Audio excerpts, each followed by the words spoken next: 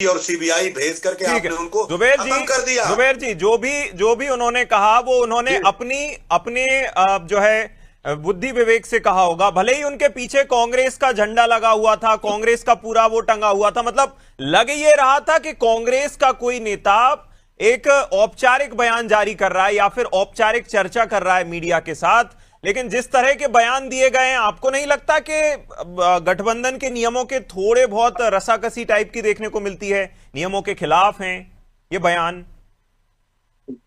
देखिए, बिल्कुल यह बयान इमरान मसूद जी का गठबंधन को कमजोर करने का काम करेगा। हम्म। और मुझे यकीन है कि यह बयान, ये निजी उनका मामला हो सकता है हम्म। और ये कहीं ना कहीं किसी के दबाव में गठबंधन को नुकसान पहुंचाने के लिए दे रहे हैं। हम्म। किसी भी पार्टी का सांसद विधायक गठबंधन का मालिक नहीं होता। हम्म। पार्टी संगठन से चलती है और समाजवादी पार्टी हो या कांग्रेस हो, कोई विधायक मंत्री सांसद कितना भी कोई बड़ा हो जाए, वो गठबंधन करने की हैसियत में नहीं रहता। पार्टी की राष्ट्रीय नेतृत्व और संगठन करता है। इमरान मसूद सांसद है और ये वही इमरान मसूद है जो 2019 के चुनाव में प्रधानमंत्री का गर्दन काटने का भाषण दिया था। आप लोगों ने सुना था, उसमें उनको सजा भी हुई थी, क्या क्या।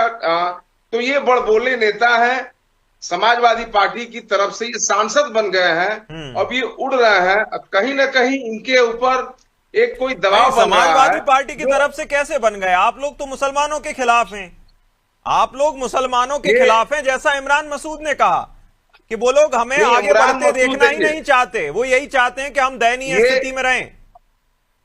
नहीं, समाजवादी पार्टी ही है जो प्रदेश के मुस्लिम नेताओं को और खास करके नेता, मेरे जैसे नेता को, मैं समझिए मैं छोटे परिवार से हूं और पार्टी का प्रदेश सचिव हूं मेन बॉडी में, तो मैं कैसे कह दूं कि अखिलेश यादव मुसलमान की राजनीति को खत्म कर रहे हैं। बलिया में मुझे लॉन्च किया, बलिया में एक विधायक है जो 40 सालों से बड़े नेता है, उनके पैरेलल मुझे खड़े कर रहे हैं। कई जगह मुझे ही नहीं है। इमरान मसूद एक ऐसा बयान दे रहे हैं जो इस समय चुनाव होने वाले हैं, इससे हिंदू मुसलमान और मुसलमानों में बांटने का काम कर रहे हैं।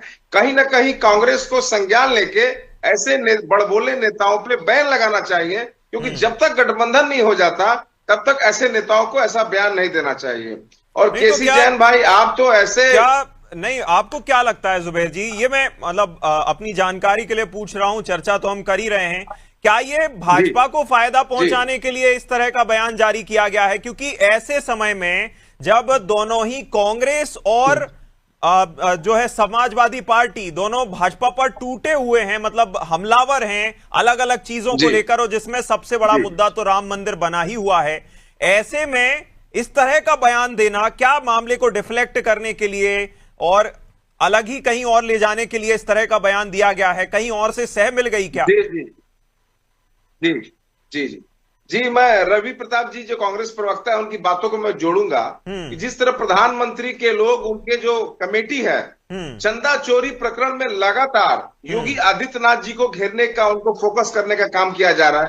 पूरे देश और प्रदेश में इस समय राम मंदिर चोरी प्रकरण चला हुआ है और इमरान मसूद जैसे लोग ही इस बयान को अलग तरीके से इंडिकेट करने के लिए ऐसे तुच्छ बयान देकर विरोधी पार्टी भाजपा को और गठबंधन को, भाजपा को कमजोर, फायदा पहुंचाने के लिए और इंडिया गठबंधन को कमजोर करने के लिए। और सबसे बड़ी बात है कि इमरान मसूद की जिस सहारनपुर से आते हैं, वहां आसू मलिक जो समाजवादी पार्टी के नेताजी परिवार के बहुत करीबी माने जाते हैं, उनका आपसी अनबन चलता है दोनों नेताओं का।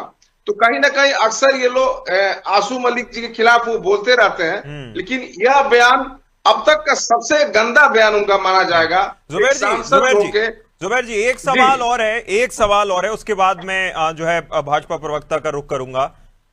सॉफ्ट हिंदुत्व की थोड़ी बहुत जो है छवि अपनाते हुए अखिलेश यादव अभी कुछ दिन से नजर आए हैं।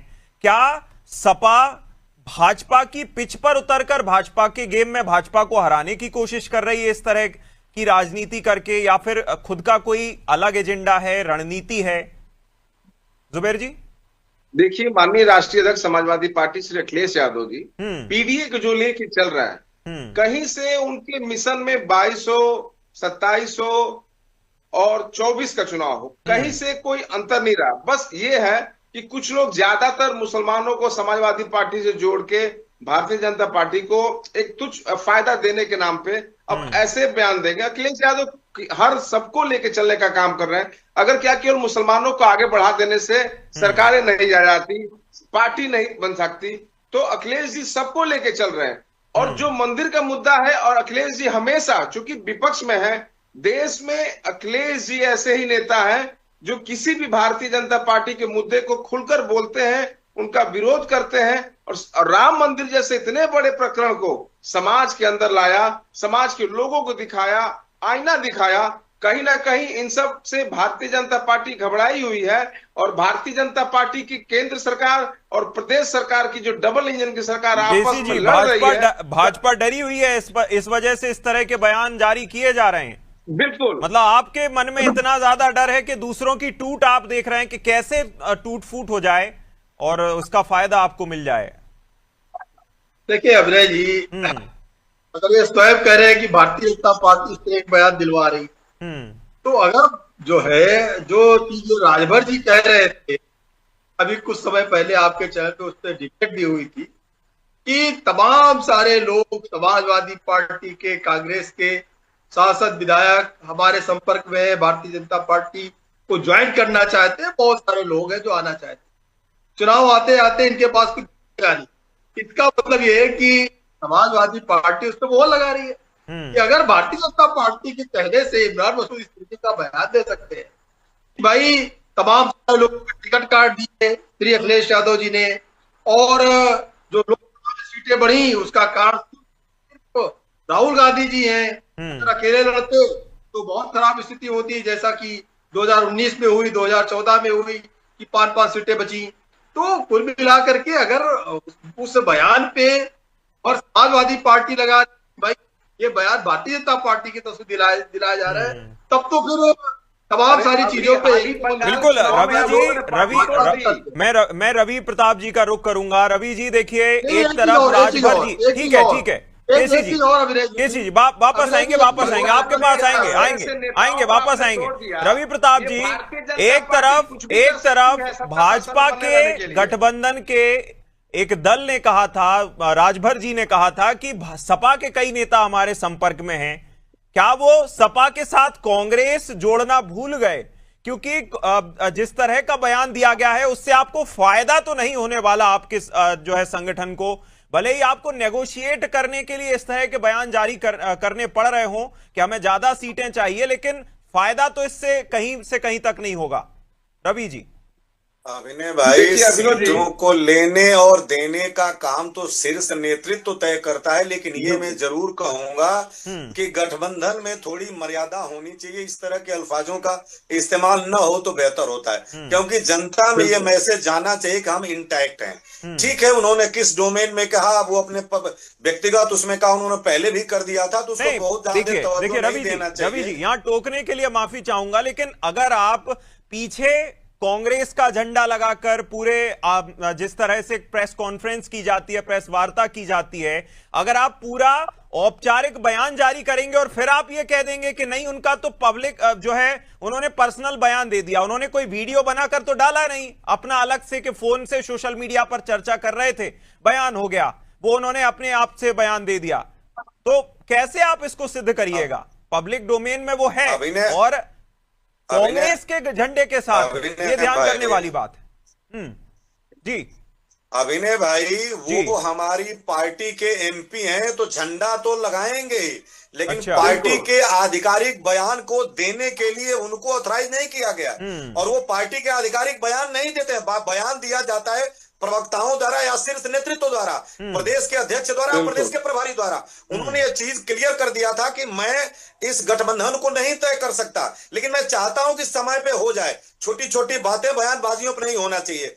वो कई बार बयान दे चुके हैं, तो उस बयान को बहुत गंभीरता से मत लीजिए। अगर कुछ होगा तो बिहाइंड द कर्टेन इस चीजों पे हर पार्टियां अपना मंथन करती हैं, मंथन करेंगी, लेकिन मैं जरूर कहता हूं कि अगर इन चीजों से, जो समय के हम चुनाव के मुहाने पे खड़े हैं, जहां भाजपा इतने बड़े मतलब समझिए सनातन के आस्था पे प्रहार कर रही है, जहां भाजपा के पास अपने कर्मों की वानगी दिखाने के लिए कुछ बचा नहीं है, वहां पे इस तरह के बयान निश्चित रूप से हमारी धार को कुछ कुंद करते हैं। तो इस धार बिल्कुल को कहीं ना कहीं जिस तरह से आप दोनों ने यहाँ इस चर्चा में एकजुटता दिखाई है, आशा करेंगे कि आप लोग आगे भी इसी तरह एकजुट होकर आगे चुनावी मैदान में उतरते हुए नजर आएंगे। इस खास चर्चा में आपका सबका जुड़ने के लिए बहुत शुक्रिया। रवि जी बहुत शुक्रिया, जुबैर जी बहुत शुक्रिया, साथ ही साथ केसी जैन जी बहुत शुक्रिया आपका हमारे साथ इस खास चर्चा में शामिल होने के लिए।